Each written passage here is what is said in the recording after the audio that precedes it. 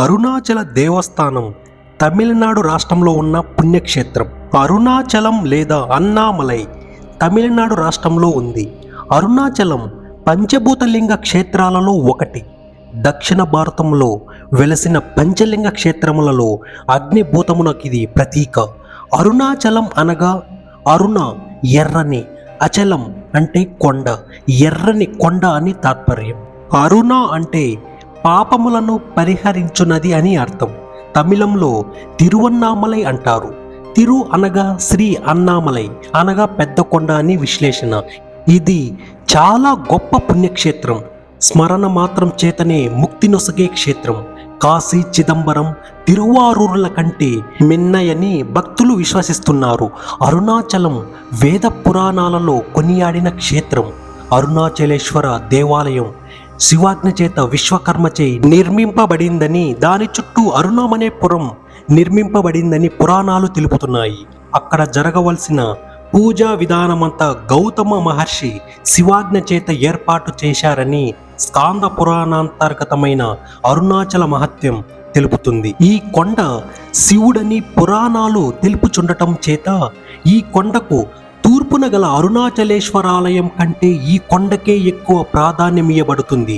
ఇది జ్యోతిర్లింగం అని చెప్పుకొనబడుతుంది. ఇది తేజోలింగం కనుక అగ్నిక్షేత్రం అంటారు. ఈ అరుణాచలం పరమేశ్వరుని జ్యోతిర్లింగ స్వరూపం కావటం వలన దీని చుట్టూ ప్రదక్షిణ చేయటం సాక్షాత్తు శివునికి ప్రదక్షిణం అని భక్తుల విశ్వాసం.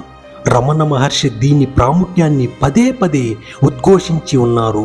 పాదాచారులై శివస్మరణ గావిస్తూ ప్రదక్షిణ చేసిన వారికి మహాపుణ్యం సిద్ధిస్తుందని మహాత్ముల వచనం. అందుచేత నిత్యం ఎన్ని వేళలా ఎంతో మంది గిరి ప్రదక్షిణ చేస్తూ ఉంటారు.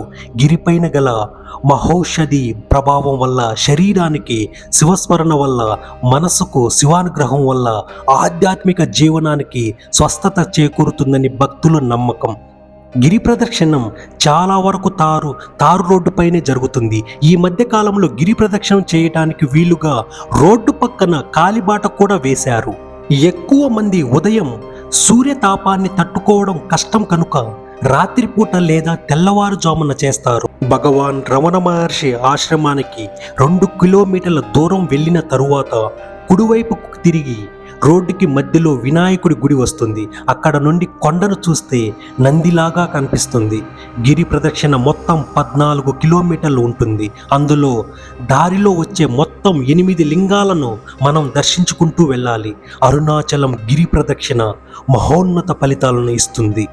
గిరి ప్రదక్షిణం చేసేటప్పుడు తీసుకోవాల్సిన జాగ్రత్తలు. గిరి ప్రదక్షిణం చెప్పులు లేకుండా చేయాలి. బరువు ఎక్కువగా ఉన్న వాటిని మీ వెంట తీసుకువెళ్ళకండి. గిరి ప్రదక్షిణం మొత్తం 14 కిలోమీటర్ల దూరం ఉంటుంది. ఉదయం పూట గిరి ప్రదక్షిణం చేయడం చాలా కష్టం. 9 లోపే ముగించడం మంచిది. గిరి ప్రదక్షిణం పౌర్ణమి రోజు ఎక్కువ మంది చేస్తారు. చిల్లర తీసుకెళ్లడం మర్చిపోవద్దు. నిత్యానంద స్వామి ఆశ్రమం పక్కనే భక్త కన్నప్ప ఆలయం ఉంటుంది. గిరి ప్రదక్షిణం ప్రతిరోజు చేస్తారు. అరుణాచల గిరి ప్రదక్షిణలో తప్పనిసరిగా అది అన్నామలై దేవాలయం తప్పక సందర్శించండి. గిరి ప్రదక్షిణలో మీకు తోచిన సహాయం చేయండి. ఎంత త్వరగా గిరి ప్రదక్షిణ పూర్తి చేశాము అనేది కాకుండా నిండు గర్భిణీ వలె నిదానంగా అరుణాచల నామస్మరణ చేస్తూ వెళ్ళండి. గిరి ప్రదక్షిణలో ప్రతి దేవాలయం వద్ద విభూది ప్రసాదం ఇస్తారు. అది తప్పక తీసుకోండి. మీకు కుదిరితే ప్రదక్షిణలో కొద్ది మందికైనా అన్నదానం చేయండి. విశేష ఫలితాలు కలుగుతుంది. అరుణాచలంలో గిరి ప్రదర్శన మొదలు పెట్టడానికి ముందు తప్పనిసరిగా రాజగోపురం ముందు ఒక దీపం పెట్టి మనసులో, స్వామి నాకు ఏది ఇస్తే నేను ఆనందంగా ఉంటానో అదే నాకు ప్రసాదించు అని కోరుకొని బయలుదేరండి. గిరి ప్రదక్షిణ మొత్తం శివనామస్మరణ చేస్తూ వెళ్ళండి. గిరి ప్రదక్షిణలో మీతో పాటు కొంచెం చిల్లర వెంట పెట్టుకుని వెళ్ళండి. సాధువులు ఎంతో మంది ఆ ప్రదక్షిణలో ఉంటారు కాబట్టి వారికి తోచిన సహాయం చేయండి. గిరి ప్రదక్షిణ మొత్తం తారు రోడ్డు కాబట్టి వీలైతే ఉదయం 10 లోపే పూర్తి చేయండి. సాయంత్రం 4 తర్వాత మొదలు పెట్టండి. గిరి ప్రదక్షిణలో రమణ మహర్షి ఆశ్రమం తప్పక సందర్శించండి. అక్కడ ఆశ్రమంలో ధ్యాన మందిరంలో ధ్యానం చేస్తే విశేషమైన మానసిక ఆనందం కలుగుతుంది. కలుగుతుంది అని చాలామంది అనుభవంతో చెప్పారు. సంతానం కోసం వివాహం కానివారు గిరి ప్రదక్షిణలో దుర్వాస మహర్షి దేవాలయం పక్కన ఒక చెట్టుకు తాడు కడతారు. అది చాలా చక్కని ఫలితం ఇస్తుంది.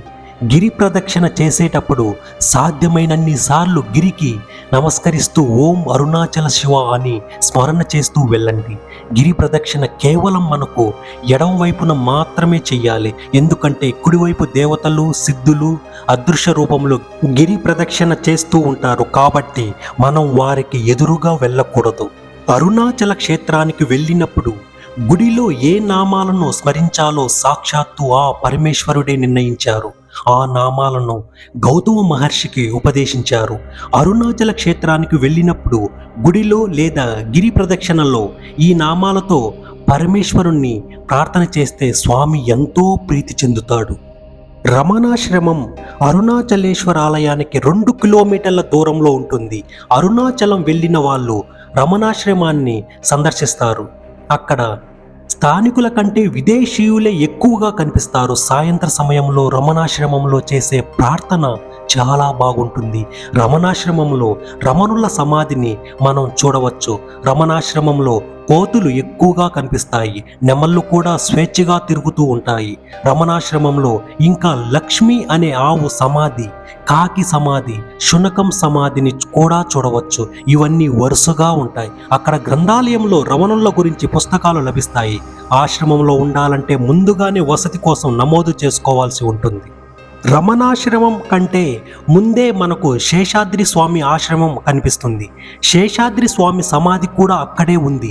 ఇక్కడ ఉండటానికి వసతి గదులు ఉన్నాయి. వీటిని ముందుగానే నమోదు చేసుకోవాల్సి ఉంటుంది.